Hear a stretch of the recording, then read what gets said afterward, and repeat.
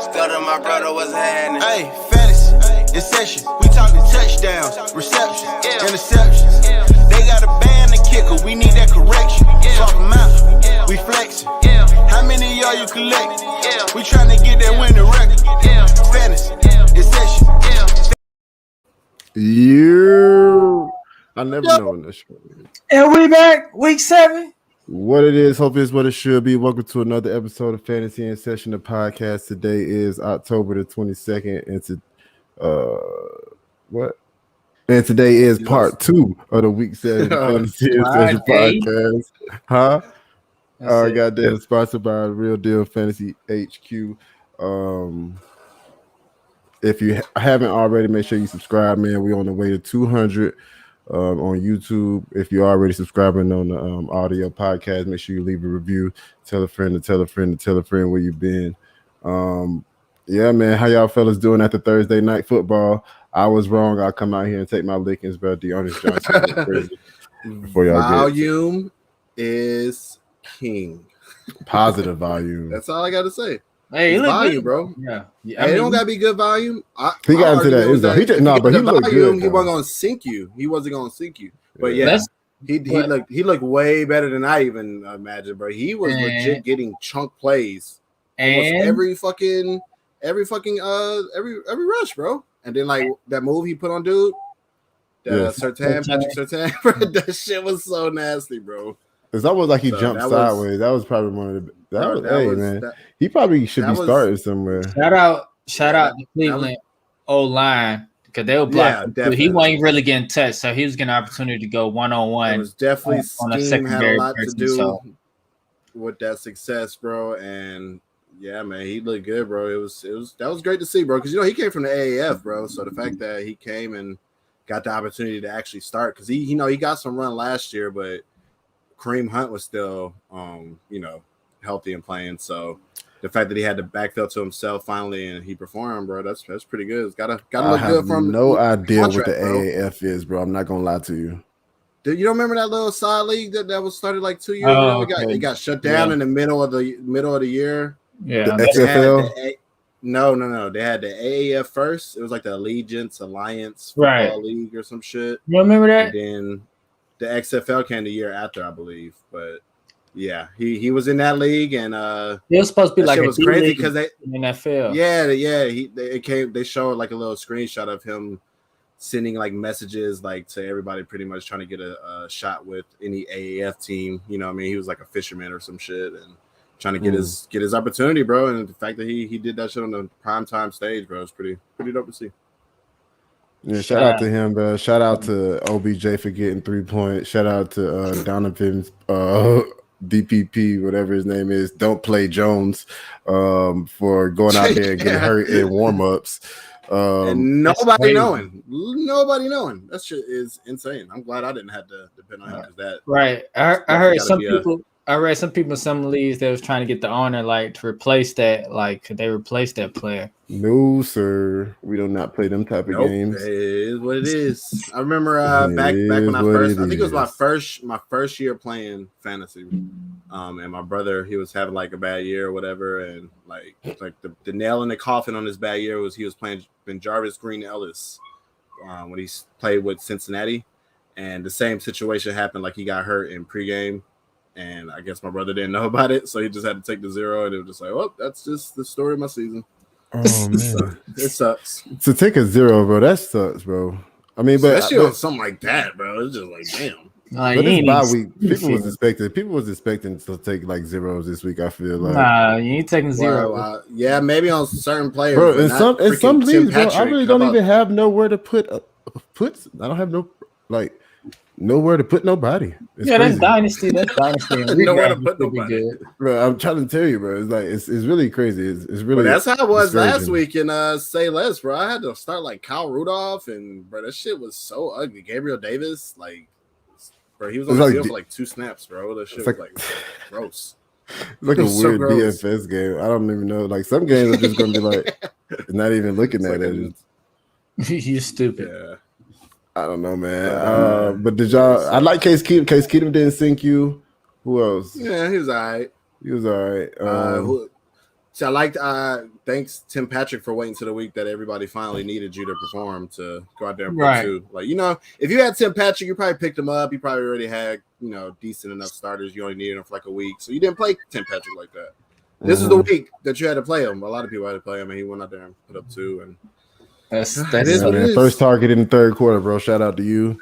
Gross. It looked like Teddy Bridgewater wasn't even looking his way. Like he was looking like to the last 2 minutes when they had that the QB vision little light or whatever.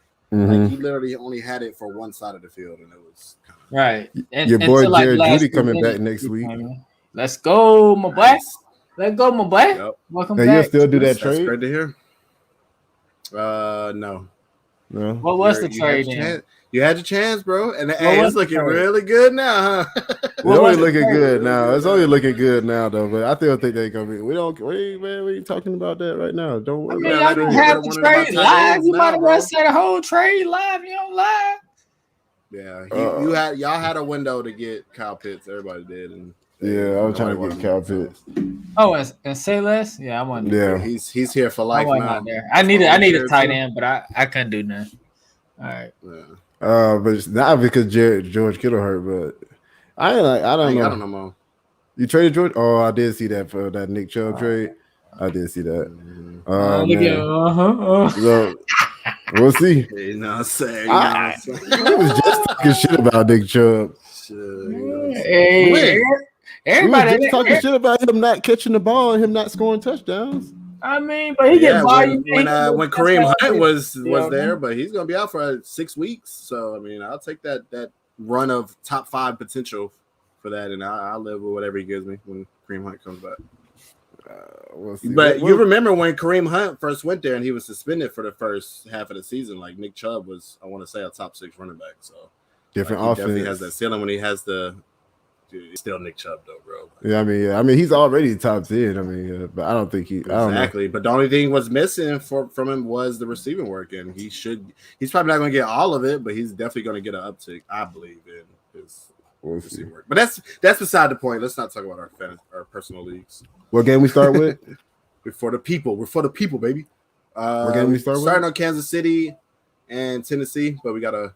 Give our little moment of silence. Oh, yeah, man. Special 8-second moment of silence to all the Black kings and queens out there that's falling.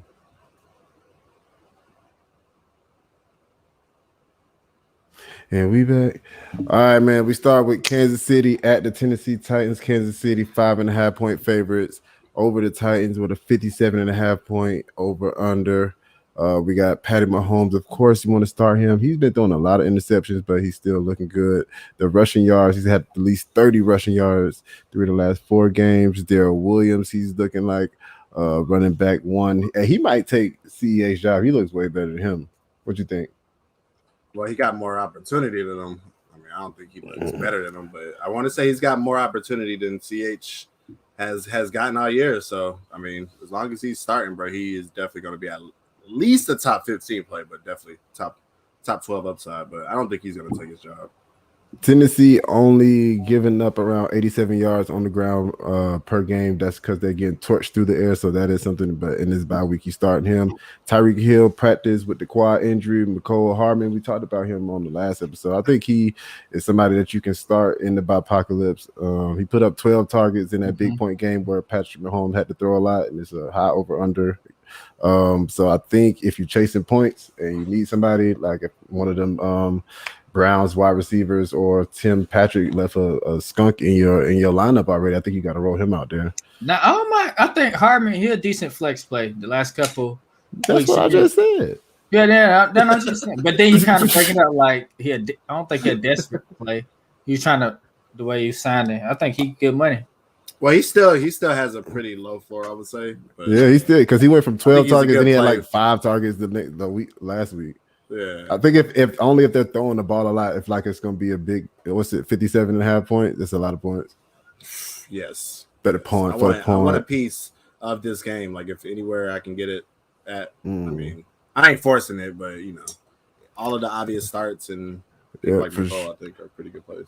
Yeah, Travis Kelce, of course. On the other side of the ball, we got Ryan Tannehill, now quarterback 20 on the year. Continued to disappoint last week. Covered up by the rushing touchdown on the goal line, but he only threw for 216 yards and had no touchdowns against the Bills. That was expected. The Chiefs are giving up the second most fantasy points to the quarterback position, and it's the highest over-under like we already mentioned. So I think with all the bye weeks, I think Ryan Tannehill, you have to throw him out there as a streaming option this week. He is a great play this week. Yeah. Derrick Henry, of course, he's the king. AJ Brown, you know what I'm saying? He came back last week without the bubble guts. He had even with the bubble guts, he had a high production game, 9 targets. Still got the bubble guts. 7 of them. He said he ain't eat Chipotle no more. Yeah, boy, they put bad mouth on Chipotle. What about Julio? Is Julio playing? I don't think so. To me. Yeah, he hasn't practiced. So I mean, he injured he re-injured his hamstring that kept him out the last couple games. So definitely don't think he's playing this week. Who we got next? We got. So if he does play, of course you got to roll him out there. He hasn't been looking good for fantasy. I haven't really seen him since he left Atlanta. But I guess he plays since he left. If he plays, I don't think you got to start him. You don't think so? Hell no, nah. He ain't. Bro, I'm talking about shit, bro. But he has one good game. With the buys and people hurt, I mean, you're in a desperate spot. I can see it, but yeah, don't expect He's too not much. playing though. Y'all got anything else? Nope. Play Robbie Anderson, Le'Veon Bell, or DJ Dallas. I'm just have to go with the ceiling, bro. And unfortunately, Robbie Anderson, he gonna see some targets, bro, or a lot of targets. I'm just go with Robbie Anderson. He might only average 1 yard per target, but he is gonna see the volume. I just don't know what's going on with Bell and DJ. I think Bell should be involved into the end zone though. DJ, I'm not thinking about. DJ, even if he might be the passing down, split work with Travis Homer, like as a passing down back, but even if Alex Collins doesn't play, I think it'll be Rashad Penny. He's expected to be back, so it's gonna be, it's just gonna be like a mess back there. I think if Alex Collins don't play, so I will go with Robbie. I agree. I can see Bell. You say he can get a touchdown. I think Baltimore playing Cincinnati, it's gonna be a lot of points scored, so I can see that situation. So between Bell and Robinson. On to the next game, we got Philadelphia at the Raiders. I don't know why I almost said Vikings. 49.5 point favorites. Jalen Hurts might be the worst quarterback one we ever seen. What you think? It's always like he has like 5 points up until like the fourth quarter, and then he's just like, all right, let me run 2 touchdowns. You can't watch the game, bro. You just can't, bro. We mentioned this after last week's game, bro, but it just seems like every time I watch him, I'm like, yeah, I guess it's gonna be the week that he sinks my team, bro. And then he comes out in the fourth quarter and goes crazy. So the fact that he has that much control over your team to sink it is crazy. You know what I mean? Like, it's a quarterback. No, I'm saying just like because we gave him so much power, like that he can sink our team. Because how sorry he'd be looking at times, like by barely throwing the ball. Yeah. And he just vulture all the rushing TDs. We drafted him so high. Sanders.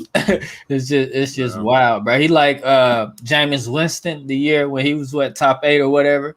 Like you couldn't watch his game. You just had to check the stats at the end and be like, oh, he threw 3 picks, but 4 touchdowns, 300 yards. Hey, if Jameis Winston threw a pick in the first quarter, it was all money. Now, if he threw them picks at the end, here we go. Yeah, if he throw a pick early, he do a pick 6, baby. Let's get it. 30-point game. He about to throw it. But go ahead. Jalen Hurts, he done had back-to-back poor passing games like you mentioned, but due to his rushing ability, he is still a stud and will continue to be that. So you got a must start. Miles Sanders has seen at least 75% of the snaps in the last 2 games, but the production is still limited, unfortunately. He's averaging 4 yards per carry, but only received over 15 touches twice this year. Adding Hurts is scoring all the rushing TDs. Sanders' ceiling is super cap. The Raiders are allowing the 6th most points to running backs. Sanders is worth the flex play this week. And you just got to hope like the OC and everybody see like this is a funnel defense. We got to run the ball. And we're going to find out this week if the OC, if they got a brain or not, bro.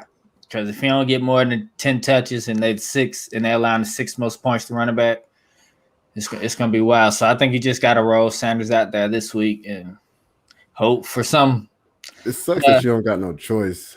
Right. I mean, the matchup is perfect, bro. And it's all these buys and people hurt.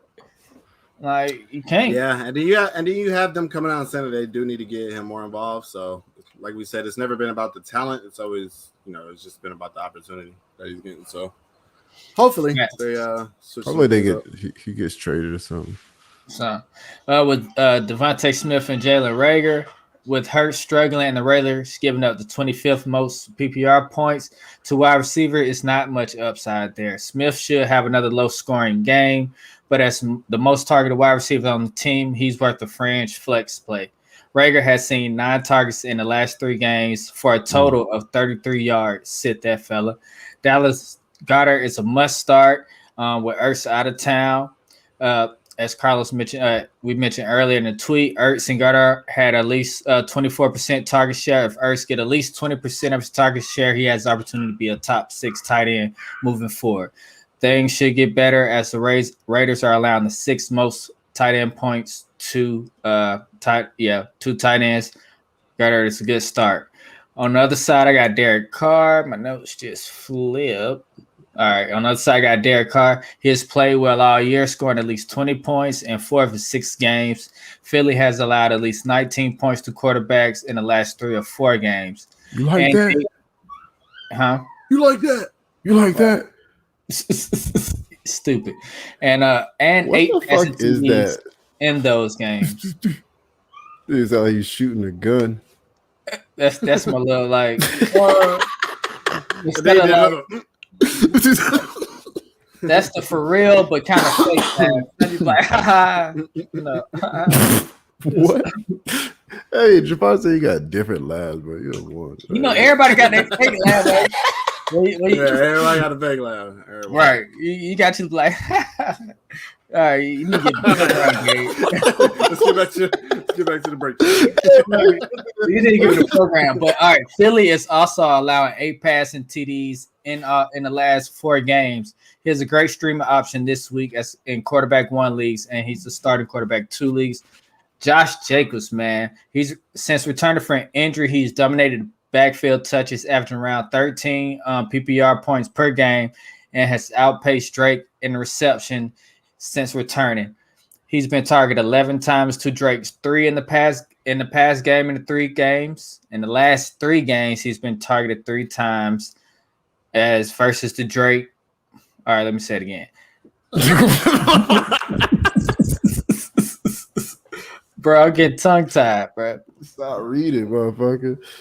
The Drake. All right. Josh Jacobs has been targeted 11 times versus Drake 3 times in the past 3 games. The Eagles have allowed the 4th most yards per from the scrimmage to running back. Jacobs is a every week running back 2 option with running back upside if he keeps getting this usage each week.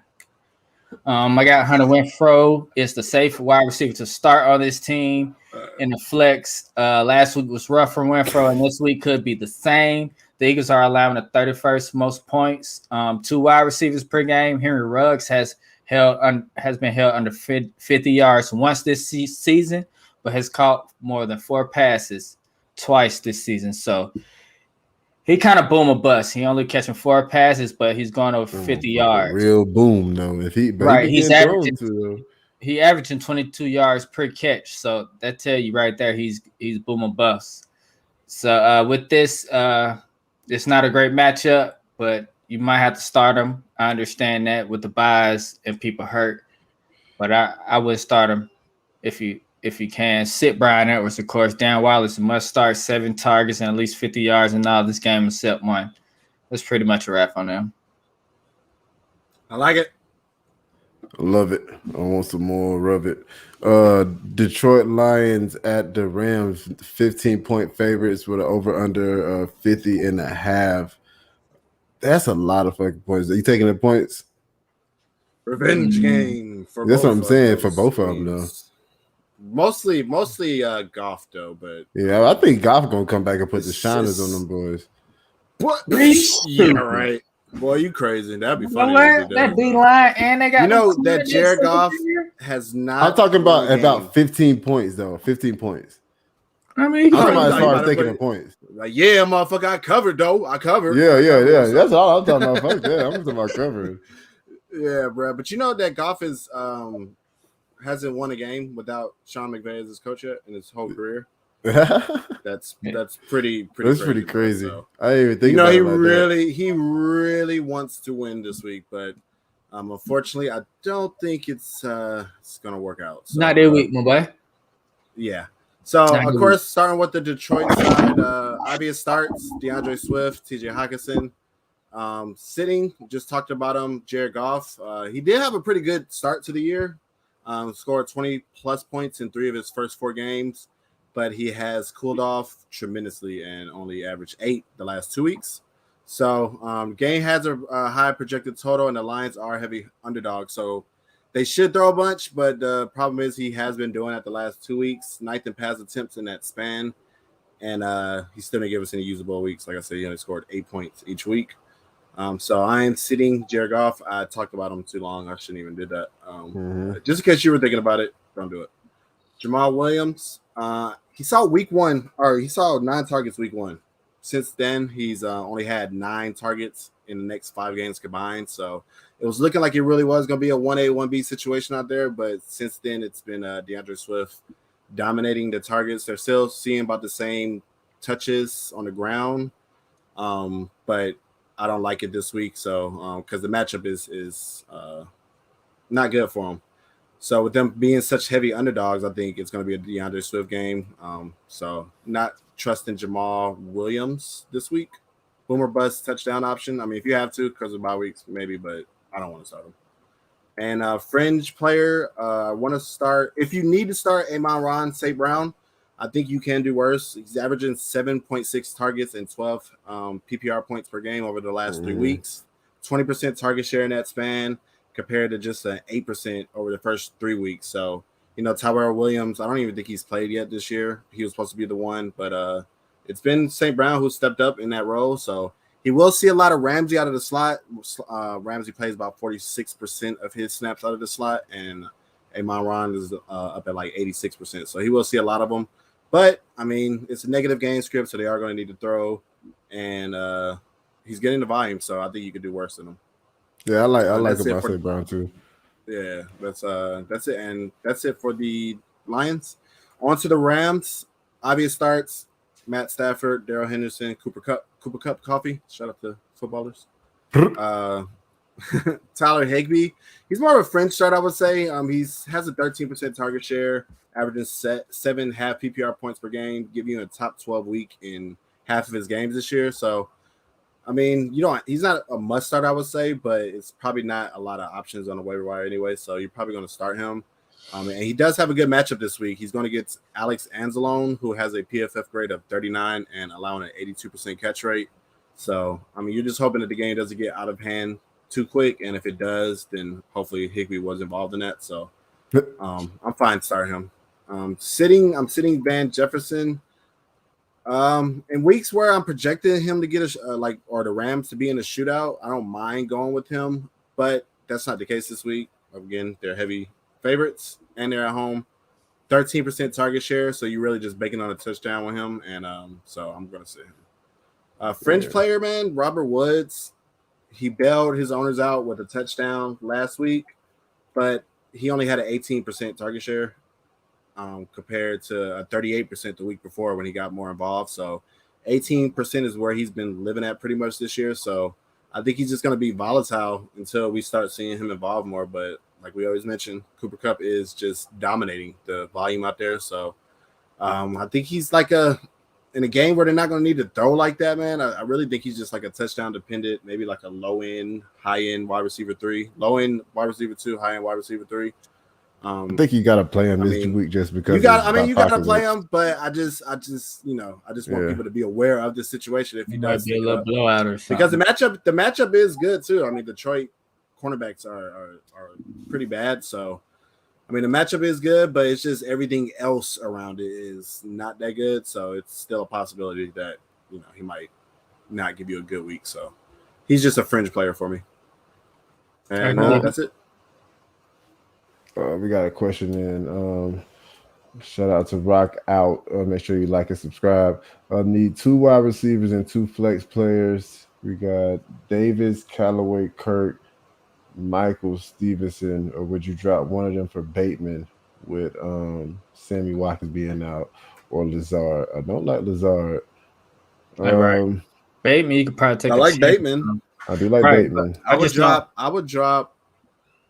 Would you? Callaway for Bateman. Yeah. I would drop Callaway for Bateman. Drop Callaway, start Callaway and Kirk at wide receiver. Or I'm not starting Davis, bro, against the Patriots. I'm not starting that. Kirk, man. Kirk is in a game too. He got to start. Look, he got to start. He got to start Corey Davis 2 receivers and Michael Carter against the Patriots. But I'm about to talk about Kirk in a minute. After this week, Davis and Michael Carter, their schedule look all right and look a little bit better. So I like them for the long run. I don't like him dropping either one of them. And Kirk in a fire offense, so you got to keep, him. Callaway, I think. Yeah, I guess I would go.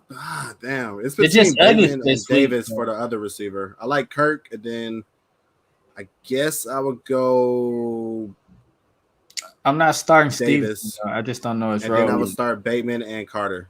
Oh, damn. I would go Davis, Kirk, Bateman, and Stevenson. I got Stevenson's been getting involved lately. Last week he got like 11 opportunities. I want to say this is like they're projected to beat the Jets really bad. So I think he'll be involved this week. And Carter, I mean, I don't think he's going to see enough. Not against the Patriots. Yeah, I can dig it. I can dig it. I like the same thing you said. All right, on to the next game. I think is it Houston at the Arizona Cardinals? Yeah, like I mentioned about talking about the over under 47. Cardinals 17.5 point favorites. Now those points I do not like. Davis Mills, apparently he only looks good when he playing the Patriots. Of course, we sit him. Mark Ingram, though, I think he's a fringe start for you. He's the defaulto lead running back out there. Double-digit carries in every game this year, minus week 3 and 4. So he's only had 1 touchdown, so that's pretty much he's not getting a lot of that touchdown deodorant that you would want to see. They could be getting their ass blown out, so he could be game scripted out. So that is one thing to be aware of. He's not getting any work in the passing game. But with, the way that the running back landscape is right now, you just pretty much have to plug him in there. Yeah, I would hope that you don't have to depend on him, man, because it's he's finished 19th. He finished 19th the first week and hasn't finished higher. Well, I guess he finished 27th last week. I guess that's what you're hoping for, but 17.5 point underdogs, man, is saying that he's going to be game scripted out. So I would do everything in my power to find somebody else. Facts. I think bro froze up. You feel me? I thought he was just like listening to the tape. I got that Tuscaloosa in there over there, my boy. Damn, that boy Gator froze up though. All right. So while Gay having technical difficulty, we're just gonna move on to the next game Let's go to the next game, man. And the next game is the Bears versus the Bucks. And let me tell you, it looked funny, bro, because like somebody like had a click remote and they paused them. You ever seen? No, you never seen Click though, have you, bro? Where it was like, everybody with Adam Sandler. It's a classic. I mean, it's a funny movie. All right, we got to before I get into the next game. Start 2 at the flex. Josh Jacobs, Herbert, Gibson, Mitchell. Ooh. I'm starting Josh Jacobs. Hubbard. Who the Panthers? Gibson looks like he's gonna play. I know, but I'm scared of that. I'm starting him everywhere I got him because I got no choice, but I'm scared of that. We just talked about that. Panthers play New York though. That's what I'm saying. I'm starting Jacobs, Hubbard, and Gibbs. I mean, it's just off volume. He's going to get all the work. 21 opportunities a game, so I'm definitely fine. Oh, so you just not starting one of them. Okay, so it says start 2 and flex 1, so you're starting 3 of them. Yeah. I mean, yeah. So I would sit Mitchell. Yeah, I agree. I was about to say I sit Mitchell, unless you just really worried about Gibson and you really need just like 5 points to win or whatever. Then you start Mitchell. Yeah, other than that, bro, I can't start a stud. I mean, I cannot put a stud on my bench and he go off, bro. I'm gonna cry. Yep. Well, my boy Gabe is still having technical difficulties. So on to the Bears and the Bucks. And let me give you a couple reasons why you do not start Justin Fields this week. He has attempted a career high 27 passes last week, but only completed under half of those. He rushed 6 times for a career high 23 points. And it was a courage outing, but you're not starting Justin Fields this week. Hey, how you doing, my boy? You want me to stop? They took me over. That was funny, bro. It looked like that Click. Well, I was saying like that Click movie with Adam Sandler where they had the real life remote. Because like you was like in the middle of like either saying something or like I was really just going off what I was saying. Like he was like somebody pause your ass. You want to keep going? I just started Justin Fields on the quarterback, so I ain't said much. Well, I was just talking about if you want to start Mark Ingram, that it'd be cool. You know what I'm saying? I don't expect much from him. He ain't had many touchdowns.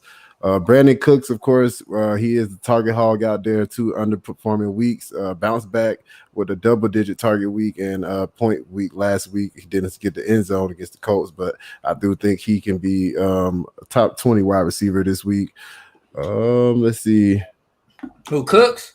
Yeah. He cooking, boy. Hey, nice redraft list still. No pun intended. And if you got him in Dynasty, and you ain't winning, you about to be out. It's time. It's a sell window. Going to get you. Yeah, that's a good point. I feel like he's indirectly talking to me because of one of our leagues. I'm not expected to do anything this year, and I have Cooks. Oh, that's a good trade. Anybody who does have Brandy Cooks and you're not in it this year, he is only 28, so I do think he has a few left usable years. You know. What you gonna offer him though? I don't know. We'll see. Exactly. He gonna have to pay for them, motherfucker. I don't want fair value. Should on the other, that's gonna be the case.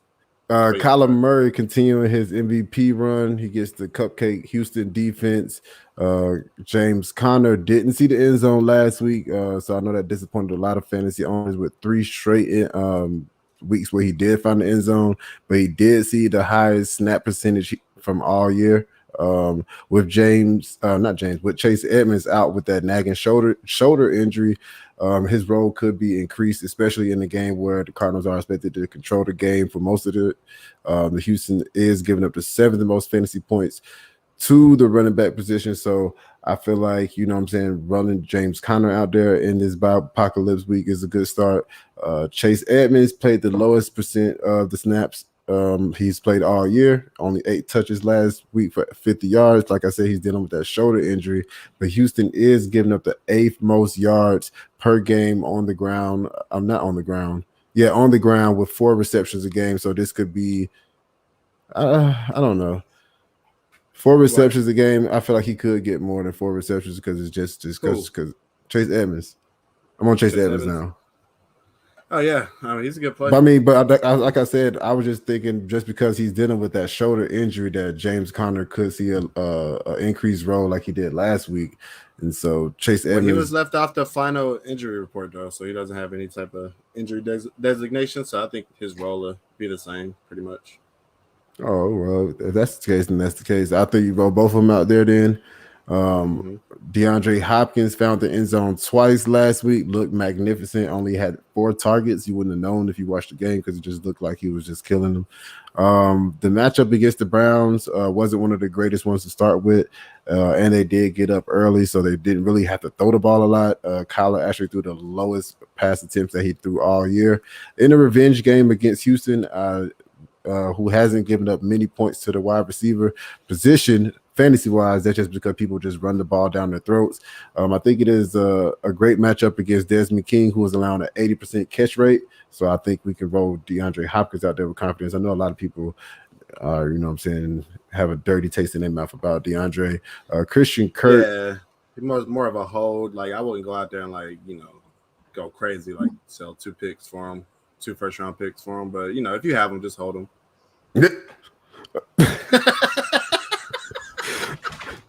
I bought him though. I'm sorry, bro. I bought him though. You bought him. You bought him. Yeah, by paying. You said you wouldn't sell him. You said you wouldn't sell him. I wouldn't go out there and trade, you know, 2 first-round picks for him. But you know, if you have him, just he's a hold. Especially when you could have got AJ Brown. But AJ Brown only on the 1-year deal. Thinking dynasty wise. AJ Brown only on the 1-year deal. AJ, yeah. Antonio Brown? AJ Brown? AJ Brown is with the Titans. So who are you talking about? That's what I said. The person you traded for Hopkins had AJ Brown, and you could have got the same deal for AJ Brown that you got for Hopkins. No, I couldn't. It wasn't offered. She sold AJ Brown for 2 firsts, and you gave her like 2 firsts. Hopkins over him. I mean, he achieved his goal. He wanted him for this year, so I like Hopkins over AJ Brown this year. Oh yeah, and next year, especially with Deshaun Watson, he might come back. He's been back. He's not coming back to the Cardinals. I don't give a fuck who he come back to, motherfucker. As long as he come back to a team. Oh, you talking about your team? Okay, yes. Wait a second. Christian Kirk. All right. Christian Kirk. 8 targets last week, caught 5 for 75 yards and a touchdown. Made his way back into the starting conversation, like I mentioned earlier. He running the 3rd most routes on the team, but when he is running the routes, he's getting targeted 20% of the time. Decent matchup against Thomas, who's graded a 55 by PFF and allowing a 67% catch rate on the year. I think he's a start for me this week, like I mentioned. AJ Green is a start, back to those 6 targets a game. He also found the end zone. That's always good. He's second on the team in end zone targets. Zach Ertz I think he's the newest addition to the team. You know what I'm saying? Max Williams went out. He had 15 targets in the last 3 games he played. I do expect the target share to be a little bit lower for Zach Ertz just because it's just so many more miles out there in that high-powered offense. But I do think he's talented enough to get 5-6 targets a game. Houston is allowing the most fantasy points to the tight end position in the game, so I feel like you have to roll Zach Ertz out there. I know he probably going to take time to learn the playbook and shit like that, but I just about to say you shouldn't expect too much. We don't know how many plays he's gonna actually play. Yeah, I mean you don't know. Zach Ertz or Ricky Seals-Jones. Ricky Seals-Jones. Ricky Seals-Jones probably. Zach Ertz or Cole Kmet. Zach Ertz. I think the ceiling might be a little higher. I think they might just try to get him a touchdown just because. That's all I got. Okay. Well, you can check the comment section. Yeah, I agree with what you said. You can check the comment section. We got a couple of questions. Oh man, let's catch up since where we at. Shout out to Breathing Fantasy. What up, homie? So you would drop? No, not that one, bro. I already answered that one. No, he did. Oh, okay. I already answered that. Would you trade Kupp and Gibson for Aaron Jones and Marquise Brown in PPR? Would I trade Kupp? No. There's no way I'm giving up Cooper Kupp, bro. Yeah. But he had like a 38% target share. That's just like literal fantasy gold that you have. Right. Jones can give you those spike weeks, but Kupp has the opportunity to give it to you every single week because of that target share that he has. So, hey, school, make sure you subscribe and like the channel. And Marquise balling, but he not getting enough. He not getting enough volume compared to Kupp. Chase is due for his first touchdown, really, except Adams. I want to see Bateman smash. He definitely is. I started Stevenson last week. Got a little lucky rolling him out again. I think Stevenson gonna have a good week, like Carlos said. He been targeted a lot. Not targeted. He was being targeted last week too. He was the lead. Yeah, he's the running back out of the backfield, getting the passes. He also says don't start Ertz yet. Like I said, I don't know, man. It's by apocalypse, man. You never know what people got on their bench right now, man. Like it's looking scary out there.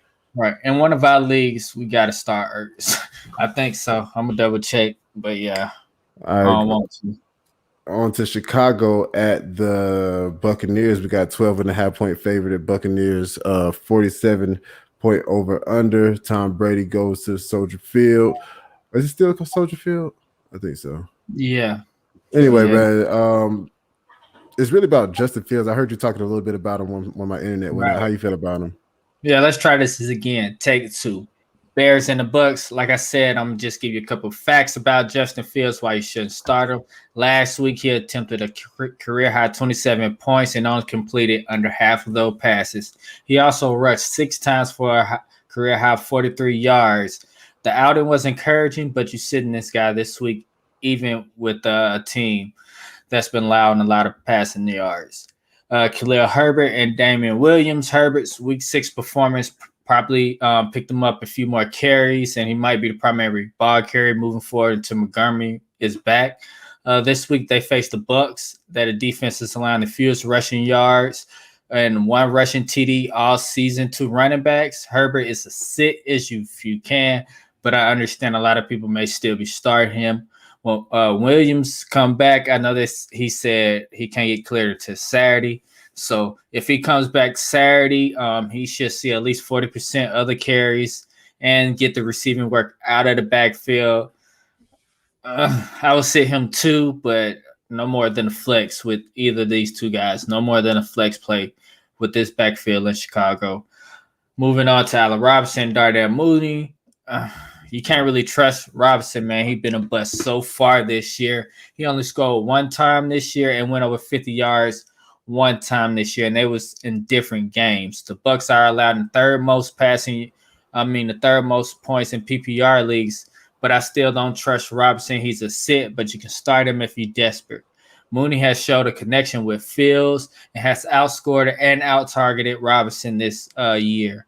Mooney is worth the flex play, wide receiver 3 spot in this matchup. You can start Mooney. So anything from that team?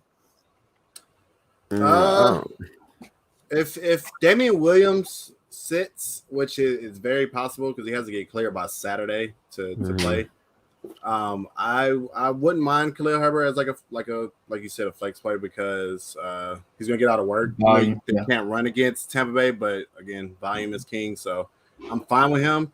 And as far as the receivers go, like I would start Mooney, but I wouldn't mind trotting Robinson out there again.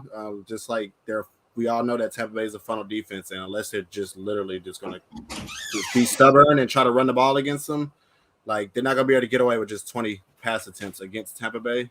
So that's been like the problem in recent weeks. Like it's just hasn't been a big enough pie for Allen Robinson to even be relevant because he's only getting like 4 or 5 targets. So more pass attempts should equal more targets for Allen Robinson, and they're down like 4 cornerbacks. Tampa Bay is, so I don't mind either of those guys this week. Yeah, I'm not against it with the buys and injuries. I'm say that every weekend. They're gonna push this shit in. The 5th string quarterback. Oh, you talking about Justin Fields? Yeah, they're gonna push his shit in. Yeah, he's gonna have to run, bro. He's gonna have to run if for his life. He just wants to look silly, bro. Because they're gonna push his shit in. We're gonna see. Shout out to Psycho Scout. Well, make sure you like and subscribe if you haven't already.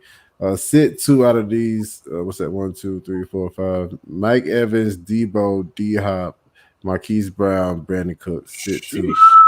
This is a good problem to have. I'm not even gonna sit in you. I'm gonna start all of them. Right. With AB out, I feel comfortable. I refuse to sit any of these guys. I know I'm starting Debo. No, I'm starting Debo. I'm sitting Marquise Brown and Cooks. Yeah, you start your studs right now, bro. Yeah, D-Hop, especially with the revenge game there. I think he really wants. I think he really wants to have a good game, and I hope Kyla Murray will look out for the boy and AB out too. Give him a healthy target share. So yeah, AB out for the Bucks too. So Godwin and Mike Evans should eat. I ran Fields the past 2 weeks in my DFS bills. I'm scared to go back. I ain't going. Listen. All right, even though this the week for you to play Justin Fields, I'm still scared. I know. I feel like they're gonna get up by a lot, and they're just gonna be able to pin, just rush the quarterback because they know what's gonna come. -4. He has the tools to freaking to beat it though by running. So we'll see if that happens. Right. 4 points favored the Indianapolis Colts at the San Francisco. Hold on. Wait. Damn. On the other side of the ball, we got Tom Brady, who's a GOAT. You must start that guy. God damn, my boy. You ready to go, my boy. Leonard Fournette, he has a much start each week. He received all the work out of the backfield, including the passing work, which is surprising. And after not scoring in the first 4 games, he has scored 3 touchdowns in the last 2 weeks. Start this guy against the Bears defense. You got Chris Godwin, Mike Evans, Antonio Brown. Brown has been the most targeted guy in the past 3 weeks with 32 targets. But he's out. So Godwin and Evans is a must start, even though they've been had up and down weeks. This offense is so explosive. You got to start Mike Evans and Godwin. They should produce back end wide receiver 1 numbers, front end wide receiver 2 numbers. So feel comfortable starting those guys. Rob is out, so it's desperate if you going towards OJ or the other tight end. I like OJ. You like OJ this week? How many? OJ Howard or Ertz? OJ Howard probably. Yeah, I feel like he been in the offense. Yeah. I mean, we seen what he did. What was that last week? I just think Bruce Arians doesn't like OJ Howard for some reason. So it's weird. OJ Howard, bro. And like even last week was weird because coming into that game, like the games that Gronkowski missed, it was great getting all the routes ran, and OJ was more of like a pass blocking tight end. Mm-hmm. So it's one game where he was involved more last week. So I'm not really. I like Tyler Johnson as a sleeper too, but yeah, Tyler Johnson is a nice little sleeper. I just feel like this is not a game where they're gonna have to go back and forth. So it's gonna be a boom and bust game for him. He doesn't connect early. It's over with. That's all you got for that one? Yeah. My bad. Now you had a floor, Gabe. Now we on to the Colts and the San Francisco 49ers with an over-under 44, with the Colts being 4-point favorites. It's really disgusting that Trey Lance is, not Trey Lance, but Jimmy Garoppolo is back being the starter. So, after that one week sample of Trey Lance, be back to Jimmy G. How you feel about it? And honestly, like if I have Trey Lance, of course, I'm a little disappointed now. But if I have any of the skill players, especially Deebo Samuel, like I feel like I would prefer Jimmy G starting, bro, because he's more of a polished passer. Trey Lance really did look like he needed a little more work. So need a little more time, right? Yeah, he needed more time to develop. So I actually, and speaking of Jimmy G, he is like a fringe starter for me. Just for the the matchup is really good. Hold on.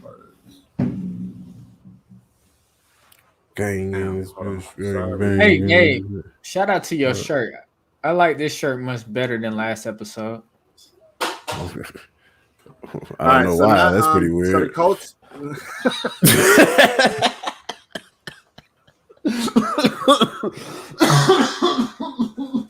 Oh my god, bro! You really did walk right into that shit. Hey yo, what do you mean? All right. Go back and watch last Wednesday's YouTube show to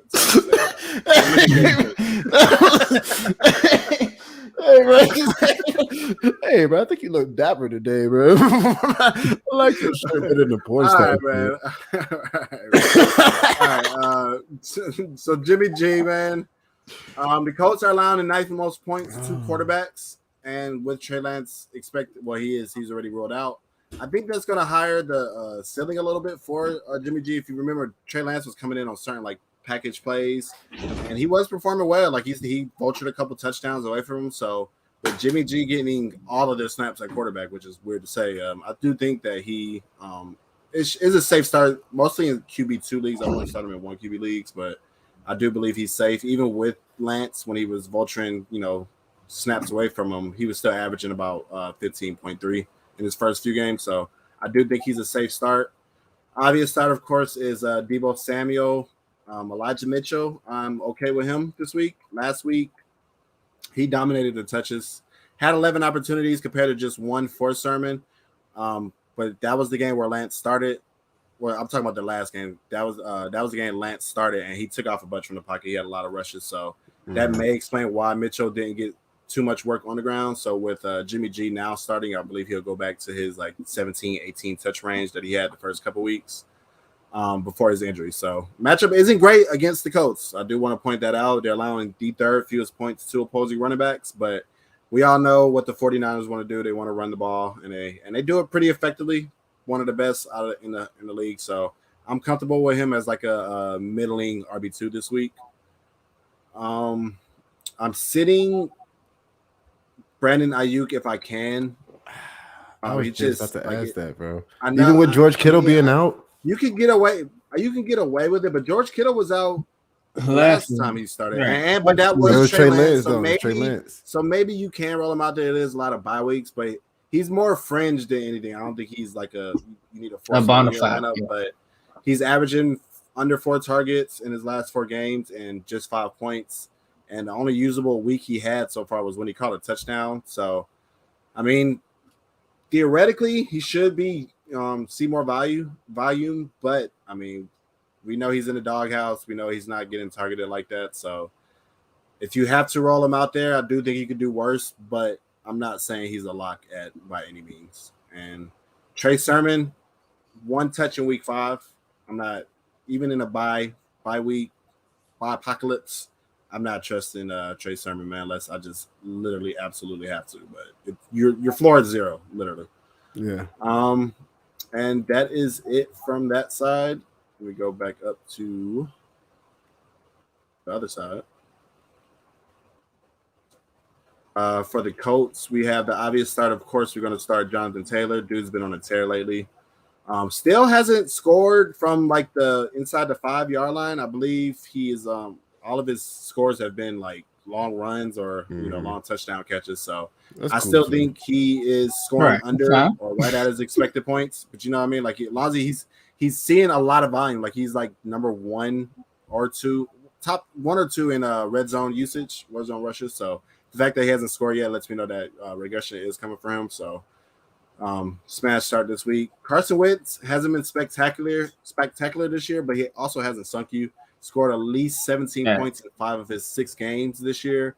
Scored no lower, finished no lower than 25 and 21 QB 21 in 5 of 6 games as well. So I'm following him as a QB2 in Superflex leagues. San Francisco is middle of the road against opposing QBs, so nothing scary there.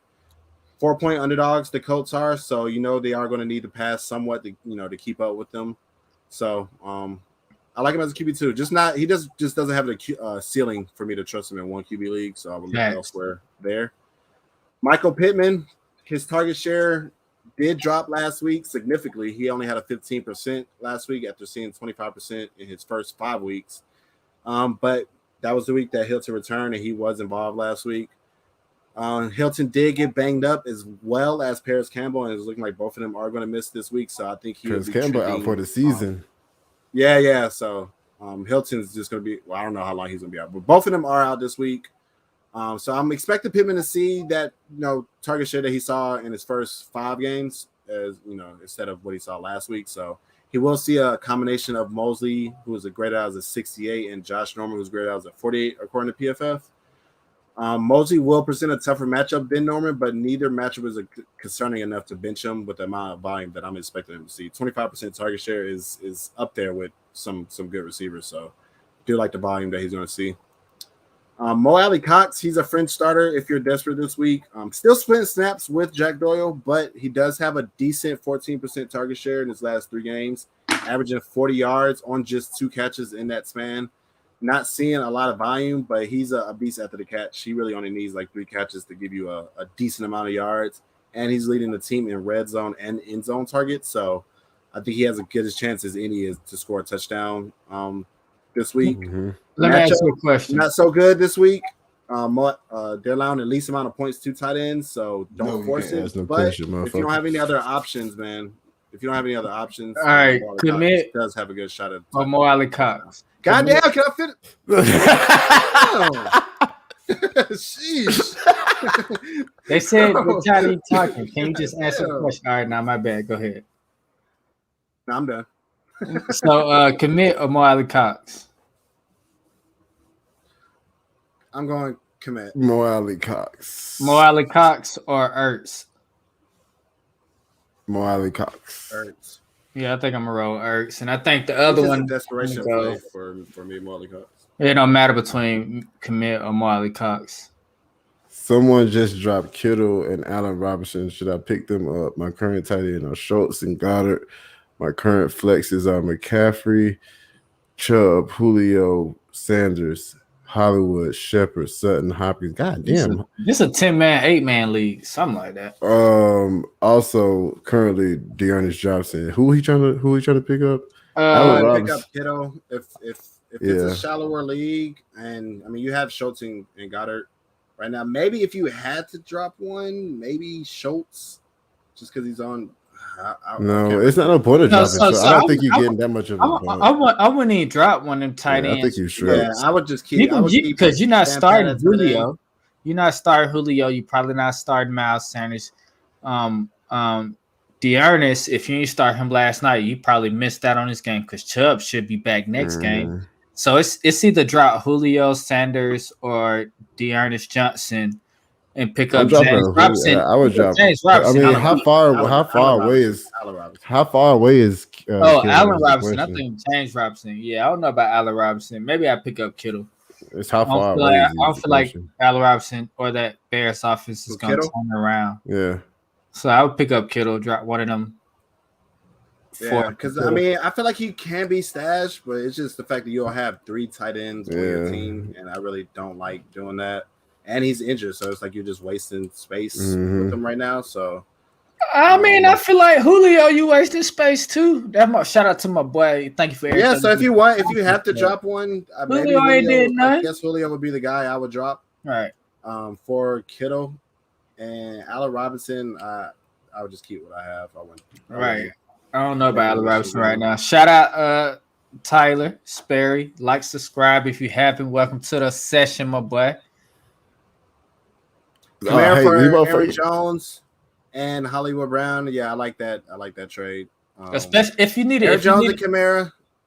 Yeah, they're the same tier. So I feel like you're getting Hollywood Brown on top of that, who's been lighting it up this year. I definitely think you want that. Especially if you was a team that's struggling and you need Hollywood, that was a big come up right there. That was a good trade, my boy. Look at you. Oh, damn. We didn't even do the Sunday Night Football, damn. This is Monday Night Football? Yeah. That was Sunday night. Damn. Oh, man. Are you ready for some football? Why the fuck are the Seahawks playing 2 fucking primetime games in a row?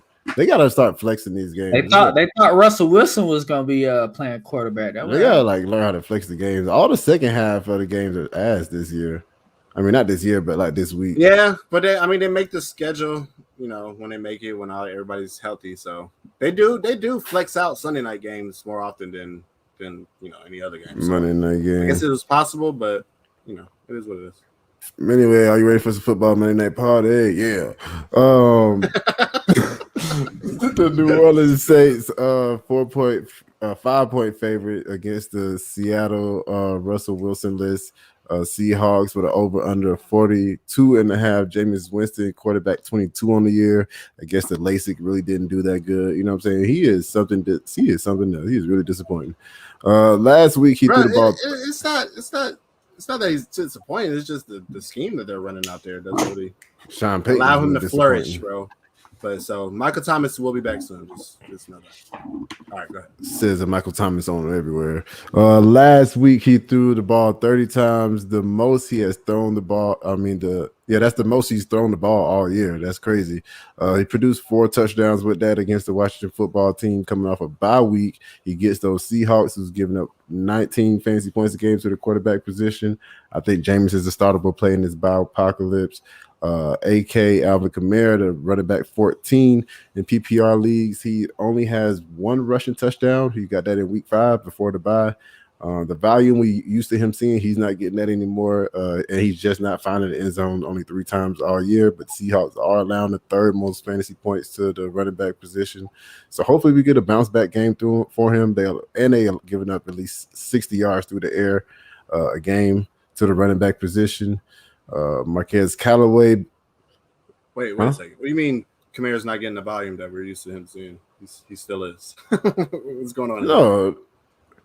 What did I say? Got 24 opportunities, 26 opportunities, 28 opportunities, 24 opportunities. I meant to say still there. He's just not getting into the end zone. Ah, okay, gotcha. He's not getting into the end zone like we're used to him seeing. The volume's still there. He's just not getting into the end zone. Marquez Callaway targeted 8 times week 5 before the bye week. And he cashed in with 2 touchdowns. So I know a lot of people still have that on their mind, a lot of Marquez Callaway owners. He does get DJ Reed in coverage, who was, according to PFF, isn't a good matchup. He's only allowing a 53% catch rate, so I don't think we should chase the points for Marquez Callaway this game. We just see him disappoint a lot.